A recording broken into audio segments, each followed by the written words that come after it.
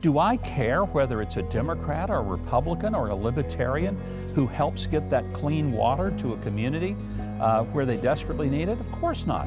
The issue is water. The issue is not who delivered it. Who drives the truck is not as important as what's in the back of that truck that gets delivered. That's why I would just say to all my Christian brothers and sisters, for heaven's sakes, look for opportunities to link arms with people who are as different from you as possible.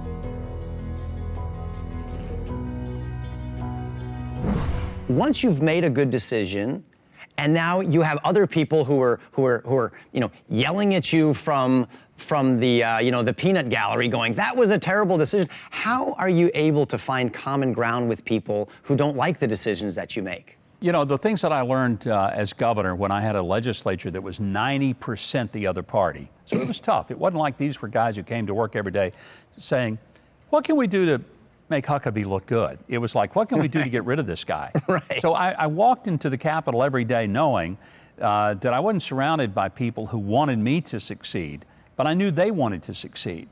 Quite frankly, the key is that we ask ourselves, what does the other person want out of this? What is it that they want? And if I don't know, I ask them, what, guys, do you think is the single most important thing we've got to get done in education? Listen carefully and figure out what you can do to give them as much of what they want. Start from the basis of where you agree. Never start from the point at which you disagree. I see a lot of people make the big mistake of going into a negotiation, and it could be a negotiation for anything, even could be between a husband and wife. And if you walk in and say, okay, here's the part where we don't even agree, let's start there. Huge mistake, you've already lost. Walk in and figure out on what things, even if it's small things, little bitty things, what do we agree on? And build from that outward, and it makes a whole lot of difference. Man, that is so good. That would work in marriage. That works if we're considering the needs of others before our own and saying, how can I help them accomplish their goal? And then, people are more willing to reciprocate and compromise. I love that. Some people, Governor Huckabee, are feeling that it's their responsibility to so represent purity and truth with regard to their religious beliefs, their political beliefs, that they can't lock arms and work together with people who don't share their same orthodoxy. Right? So can I work with a Jewish person as a Christian? Can I work with a Democrat as a Republican or a Libertarian as a Democrat for a common cause without looking like I'm compromising? And what issues would be worthy of doing something like that? Like, is freedom of speech a big enough issue? Is freedom of worship a big enough issue to reach across the aisle or into the temple or the mosque and work with people that are different than me? Not only is it something we can do, it's something we must do. I cannot say it loudly enough and strongly enough. One of the bases of living life and living in a world where people are different is being able to help them to understand that I'm not their enemy. I'm not waking up every day wanting to destroy what they believe. There's so many issues. For example, right now I'm working with International Fellowship of Christians and Jews. Now, this is largely a Jewish organization that raises money from Christian people to help impoverished Jewish people in God's land of Israel. And you might wonder why? Because it's an incredibly powerful witness to say to impoverished Jews, your Christian friends in America love you. They do? I didn't know they cared about me. Yeah, they do, and they're helping to bring a food box to you.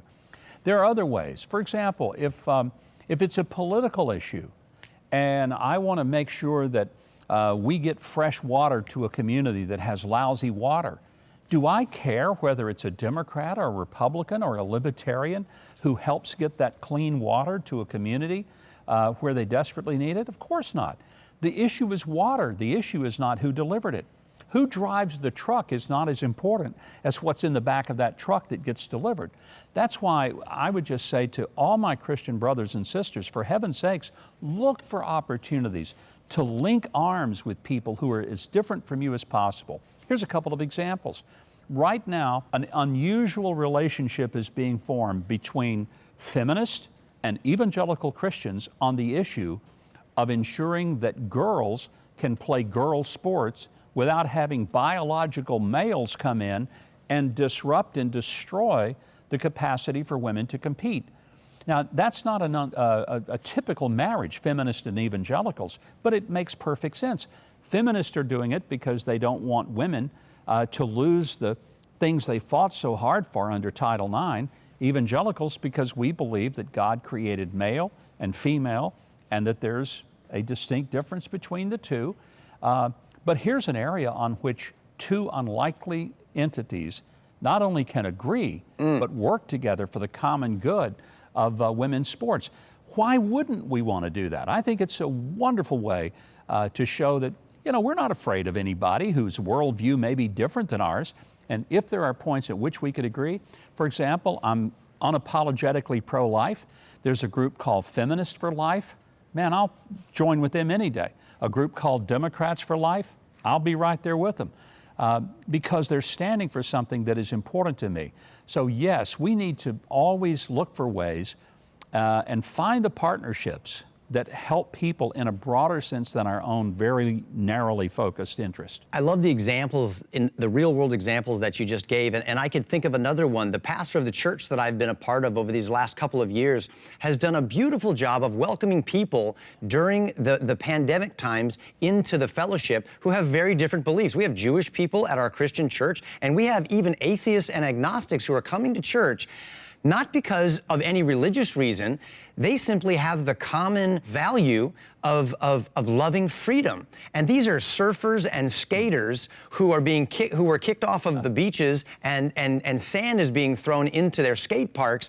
Their streams of liberty are drying up, and so they're moving upstream looking for the source of that liberty. And what they're discovering is that liberty is God's idea, not man's idea. So they're coming to the church to hear more about where liberty comes from. And in that context, they're able to hear the life-giving message of the gospel. And that wouldn't have taken place if we don't look to broaden the circle and say, where do we have common ground and what can we fight for together? I can help you, you can help me, and that might start a relationship where we have further conversations that lead to further truth. That is such a wonderful example, Kurt. I mean, it thrills me to hear that, because it's a great reminder that when Jesus went out into the community, he didn't just go to the synagogue and say, okay, the only people I care about are the religious people, the people who think like me. He walked out into the community and he found fishermen and tax collectors, the most hated people in the community, the tax collectors.